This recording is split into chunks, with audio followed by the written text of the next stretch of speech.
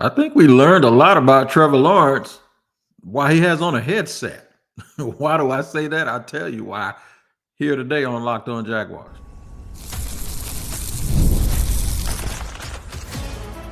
You are Locked On Jaguars, your daily Jacksonville Jaguars podcast. Part of the Locked On Podcast Network, your team every day. It is your team every day here on Locked On Jaguars. We thank you for making us your first listen, and you can find us on our YouTube page or wherever you get your podcast.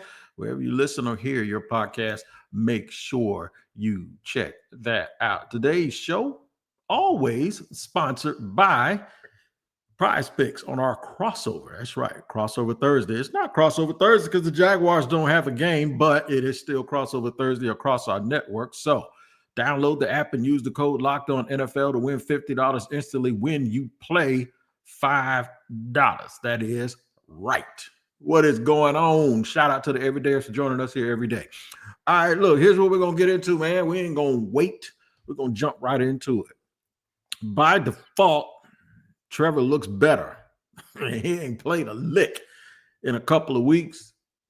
I'm almost hoping that they don't bring him back this and they just let him get totally well. He starts off next. I don't know why you wouldn't do that, but at this point, the Jaguars do a lot of things we don't know. All right, right in the middle of the show, we're going to end up talking about that. But right in the middle of the show, are they better with Trevor than without? You damn right they are. They're better with Trevor.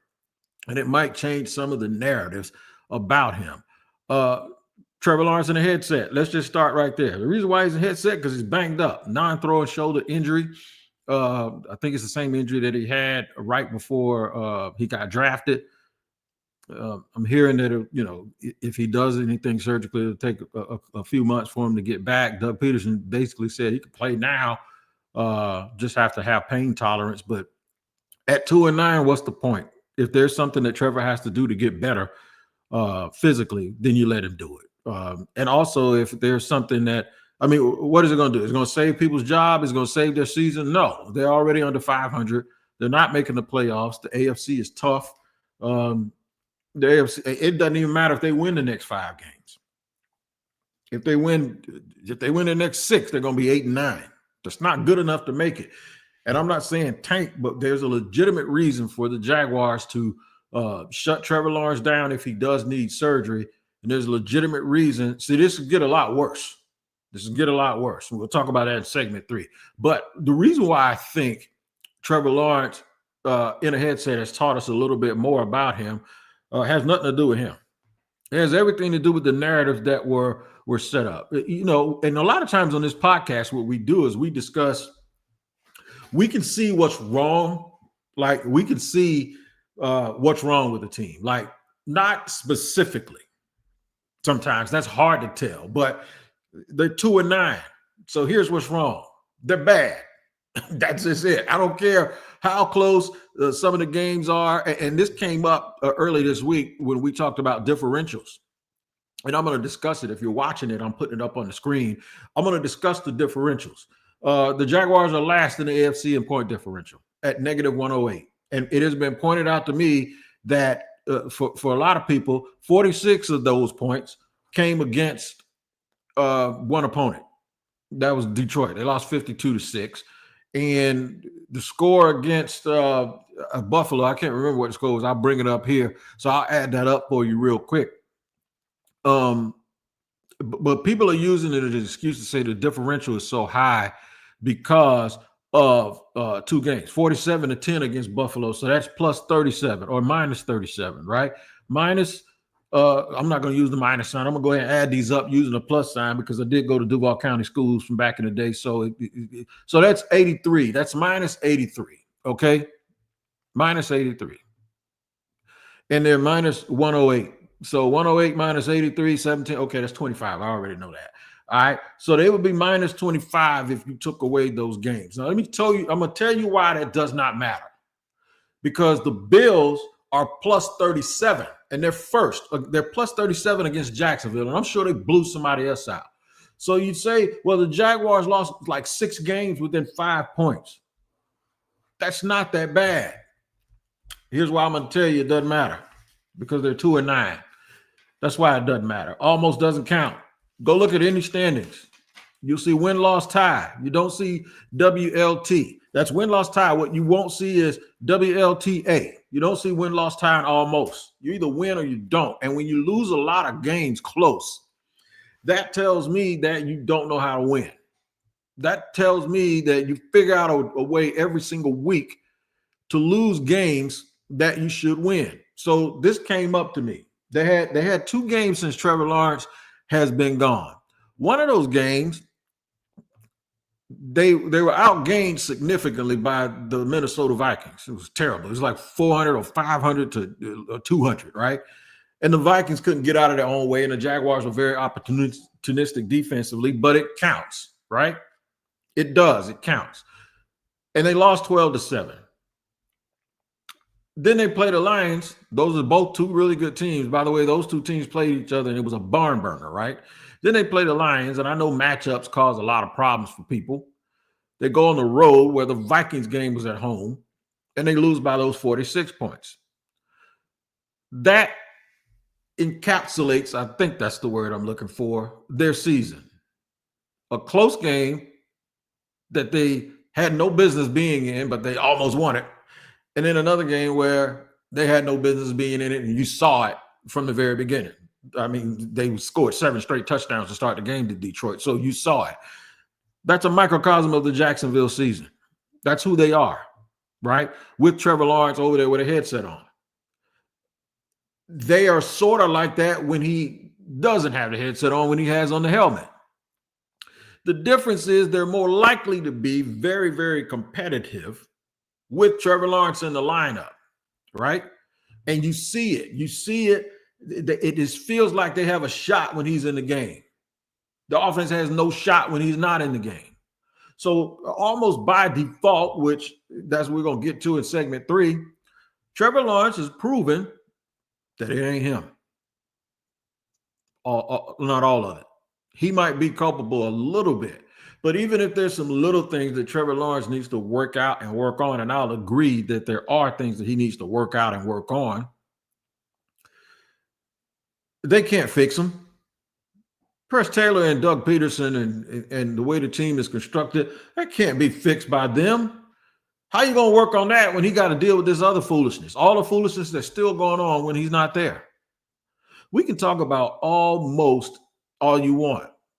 But they've had 4 years to build this team and to build up all of these things around Trevor. And it takes him to be over there on the sideline, because I'm going to tell you right now, had Mac Jones lit it up the way he looked like he was capable of doing it in the preseason, and the way he even led the Patriots to the playoffs, had he lit it up, there would be a whole bunch of people from a national perspective saying, see, I told you. Where you at? Why you ain't saying, see, I told you? Ain't no see, I told you. They're the same team without him that they are with him, but they're less competitive. Most of those close games, yeah, they were right there, and then something happened. And maybe sometimes it was him. And this is why I always said Trevor played hero ball. He had to play hero ball. He shouldn't have to play hero ball. That is not on him. He knows that if he doesn't get it done, ain't nobody else going to do it. The defense knows. Trayvon and Josh Allen and Foye Oluokun, man, they're out there giving it their all. They know if they don't make a play, it's hard for you to mind your business and do your job when there are other people who you know can't do you can believe in them all you want to. Believe in them, that's want to. That ain't about them getting it done. Trevor Lawrence has shown more. It's almost like he's the Robert Saleh of quarterbacks. Robert Saleh gets fired and the Jets get worse, like way, way worse. The Jaguars are way worse once Trevor Lawrence put on a headset. You know what? I don't believe in tanking unless you have a reason to. And the reason can't be who you're going to pick next year. The reason has to be this. Trevor Lawrence is hurt. He's playing for a lame duck coach and probably a lame coach. We hope a lame duck GM. Don't bring him back. It should tell you more about your team. Like, you don't even have a chance without him. It gives me the idea that maybe if you put him with a coach and a GM that gives you a chance with him, he'd be better and could work on his shortcomings. He too worried about everybody else's shortcomings. How the hell are we going to work on his when it doesn't matter whether he's great or not? He has to be great just for them to barely win. And this is 4 years in now. This is why I keep telling when people say Balky did this, Balky did that. But go look at Joe Douglas, who got fired. Go look at his drafts the last 4 years, even with Zach Wilson. Joe Douglas has nailed it. Quentin Williams, McDonald, the edge rusher, Jermaine Johnson, the edge rusher, Garrett Wilson, wide receiver, right? Breece Hall, running back. They have Sauce Gardner. They have absolutely crushed it. And they're losing because of their quarterback. And because they got too many chefs trying to run the team, and because they keep firing the wrong people.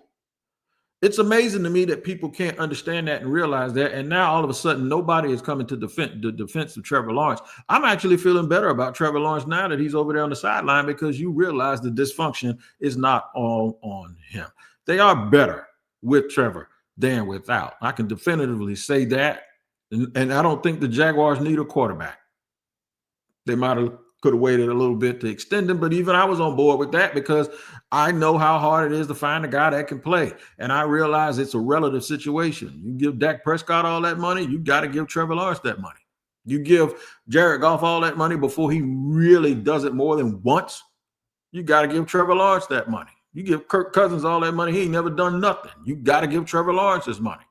Let's talk more about Trevor Lawrence, what has to happen, and why Shad Khan should be pushed even further to make changes. We'll do that in just a second here on Locked On Jaguars. Today's show is sponsored and brought to you by Built. That's B-I-L-T, Built Rewards. Listen up, renters. Ever feel like you're stuck in the loop of rent payments, just watching your money vanish into thin air? It's time to turn that rent game around and start earning some serious rewards. That's where Built Rewards comes in.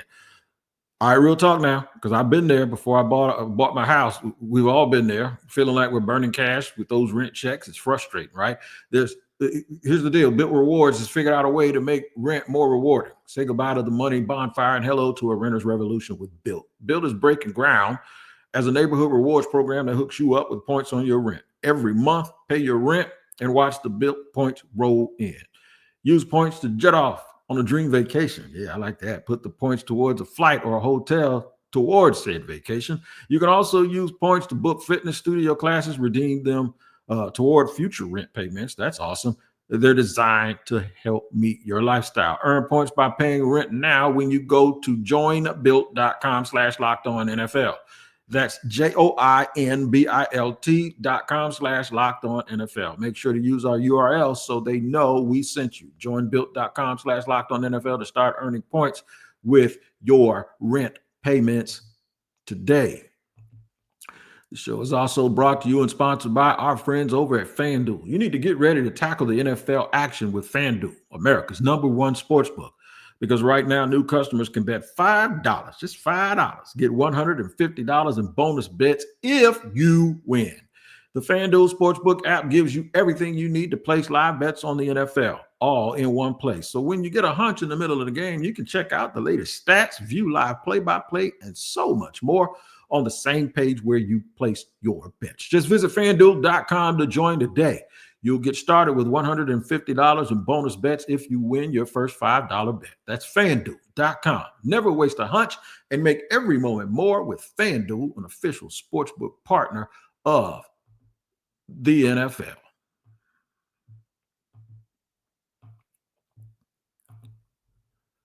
Running it down here, talking about our quarterback. That's my quarterback here in Jacksonville, Florida. All about Trevor Lawrence. And how I believe Trevor has somehow managed to improve his stock, or how much fans, I haven't heard people around here talking bad about him lately, especially those people who always, blame everything on Trevor, right? Let your kids go outside in the rain today, and you're back. If it rains, it's not raining now in North Florida. It's beautiful outside, by the way.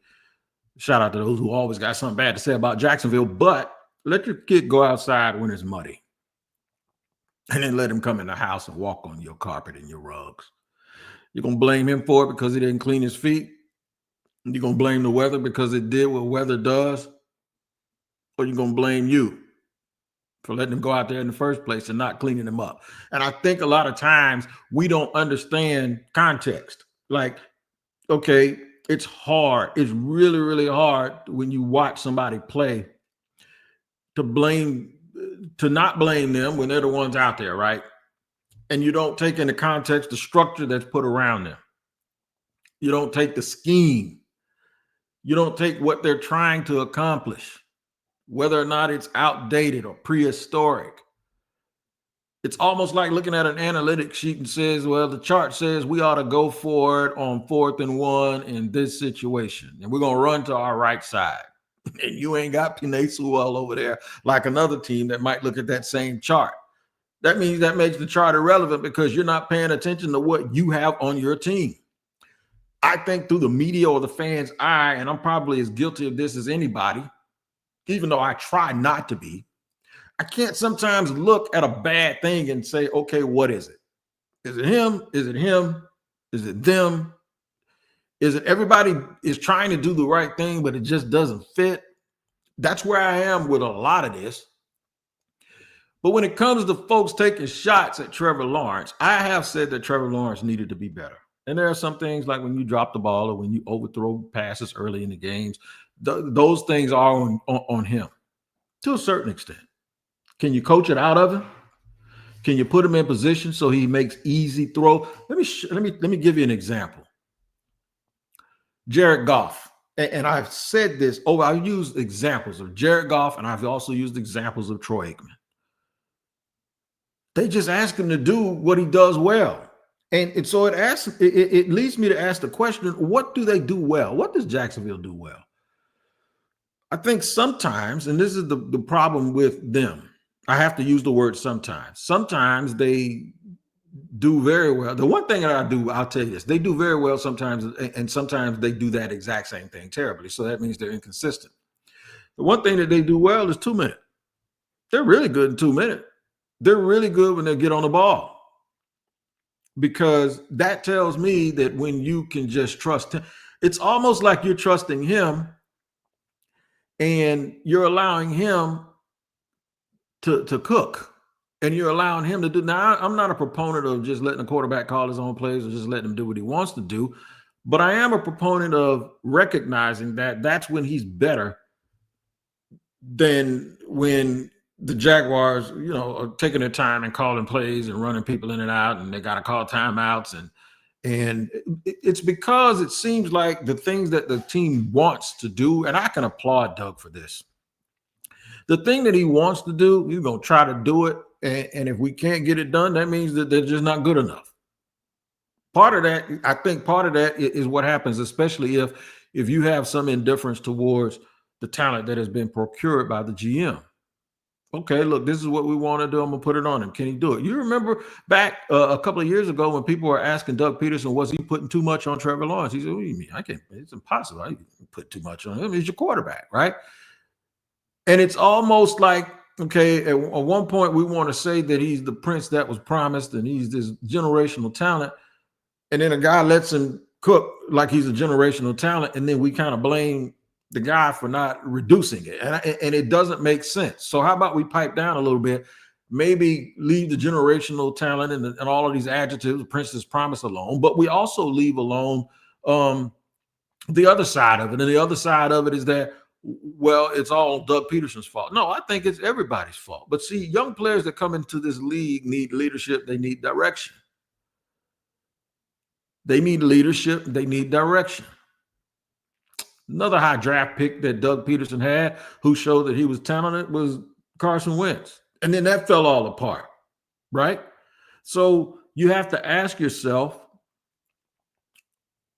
is Doug guilty of putting too much on the perceived talent of a player than nourishing that player and teaching that player how to tap into his greatness? The best example I can give you of that is Justin Herbert. Everybody's been telling you forever how good Justin Herbert is, and he had never won a playoff game. But yet still Lamar Jackson, who's won a couple of playoff games, and they sit and go, oh, he can't prove he can't win. To me, is the biggest crock of hypocrisy I've ever heard. And then this year when Harbaugh and them were actually winning games, And he wasn't letting Justin Herbert just throw the ball all around. And then everybody's saying, well, this dude's going to ruin Justin Herbert. Because you want to see Justin Herbert just throw. Yeah, look at him now. They're 7-3 and they're winning. And now he's opened it back up. I think he reduced it, simplified everything, and said, you know what? We know you can throw, but in order for us to win, we got to do these other things first. And then we'll get to that. That's the easy part. That's the low-hanging fruit. The Jaguars have never, in my opinion, gotten to that other part. They've never said, okay, the Jaguars seem to focus on the things that Trevor does best and try to win with that, as opposed to building the rest of the team up around Trevor and then letting him loose in certain situations, like 2 minute and other parts of the game. Start off the game running the football. If Trevor throws the ball a lot early, run it. Give him something easy. Get first downs. Tell the guy to go up and find a hole in his own and stop. And if you need 3 yards, get 4. Let's just make the thing easy if you know he's a slow starter until the game gets cooking, and then you turn him loose. None of that stuff has seemed to work. It looks worse without him in there. So to me, that's vindication. That is like saying, hey, it wasn't all me. So to all of those people around the league that keep talking about Trevor Lawrence ain't it, and then I saw some idiot write yesterday that maybe the Jets need to trade for Trevor Lawrence. I'm going to need somebody to sit, whoever that was, and Deion Sanders, and not Deion, but all the people that are trying to, Stephen A. and Michael. I need somebody to sit all of these dudes in a class and explain to them dead cap space. And how if you give a dude $100 and something million in bonuses and trade him in a year, how that wrecks your franchise. Please, I just need somebody to talk to these people, because Trevor Lawrence isn't going anywhere. He has shown you by default, at the very least, that some of the things that he was being blamed for, they're still happening, and they're not him. I don't care if you have a Pomeranian. If you put them in a pig pen, they're going to get dirty along with those pigs. All right, let's talk about how being by default and what can they do from this point forward. I'm going to tell you, and you ain't going to believe when I tell you. It's going to sound just like something I've been saying for a long time. We'll talk about it here in the third and final segment on Locked On Jaguars. Today's show is sponsored and brought to you by BetterHelp. There have been many occasions when I have used therapy. I've used therapy to get over pain management, the death of friends and family, and try to get myself back on track. And now, Thanksgiving, sometimes it gets tough. Sometimes I got family members I haven't seen in a while for other reasons, and you need to get back on your square. Therapy can help you.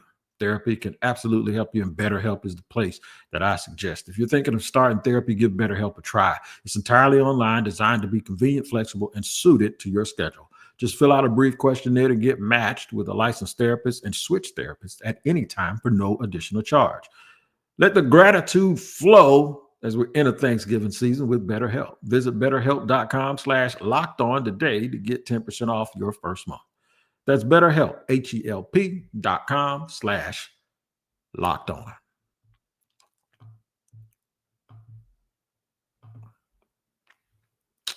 All right. Segment number 3 here on Locked On Jaguars, where it's your team every day. Talking about Trevor in the headset actually having his stock go up. They're better with Trevor than better without. We know that, but how much better? We don't know. We don't know because we assume that. Well, I ain't gonna assume. I know this. Y'all sick of Press Taylor. And I've been saying the whole time, like, it ain't just him. And that doesn't mean I disagree with you. That just means, okay, yeah, but that's just a piece of it, right? That's just a little bit. It's not just him. You focus on that little thing, and what happens is, I think you provide an exit ramp for people to just get rid of that one little thing. Kind of like they fired the defensive staff last year. And they ended up being wrong about that. There ain't nothing like taking action, man, when you realize the action you took either was the wrong action or it was short. It wasn't enough. You need to go all the way. I'm done with finger pointing. The one person I know I can't get rid of, and that's why I brought up those trade scenarios that don't make no sense, is Trevor Lawrence. You can't do it if you wanted to, and you shouldn't, because you need to take another look. You need to take a closer look and understand that dysfunction is dysfunction. There are two quarterbacks right now that have their teams, or would have their teams if it weren't for some injuries, in a better situation. That's Baker Mayfield and Sam Darnold. Doesn't mean that they're great, doesn't mean that they're Hall of Famers, doesn't even mean they're Pro Bowlers. What it means is neither one of them are as bad as they looked when they were in Carolina. You see how it works? And then Carolina uses the number 1 overall pick on another guy, and he looks worse than them. What is the common ground? Oh, somebody please tell me what is the common ground between, and even though Bryce Young has looked better and Dave Canales kind of has them, they won like a few games in a row. We were talking about them being historically one of the worst teams in NFL history. Well, they've beaten some people now. So even them, they're not sitting down at the bottom no more. But guess who is? The Jaguars. The Jaguars have the number 1 pick at the season ended today. I don't think they're going to end up with it because they play the Titans twice.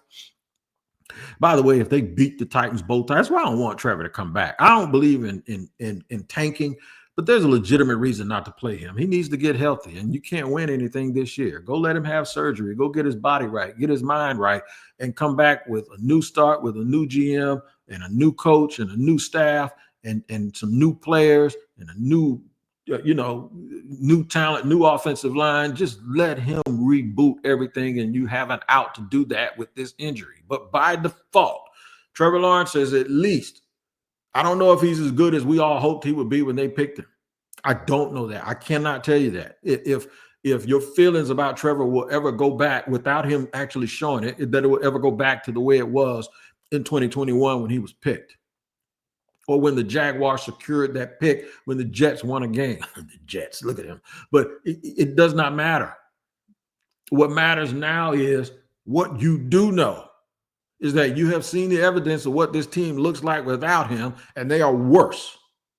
So there's a chance that if you have Trevor Lawrence with different people surrounding him, that they could be better. And if they are better, it will change the perception that you have of him. And that is why Trevor in a headset, you have gained equity in my mind, because they look way worse without you than they look with you.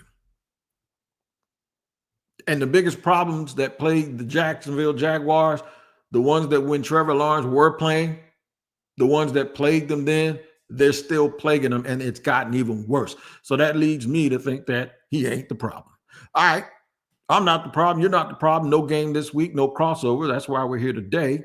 But you can tap in to Locked On NFL to find out what's going on around the rest of the league, because it's twice a day. Tyler Rowland will hit you in the morning with a double shot of espresso. And tomorrow we'll be reviewing the Thursday night football action between the Steelers and the Browns, or should I say J.J. Watt and Myles Garrett.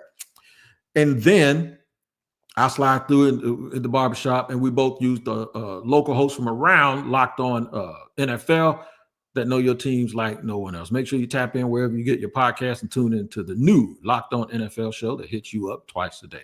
You guys take care. We'll see you next time. I have a show for you tomorrow. And then we'll get ready to see if anything happens over the weekend with the Jacksonville Jaguars.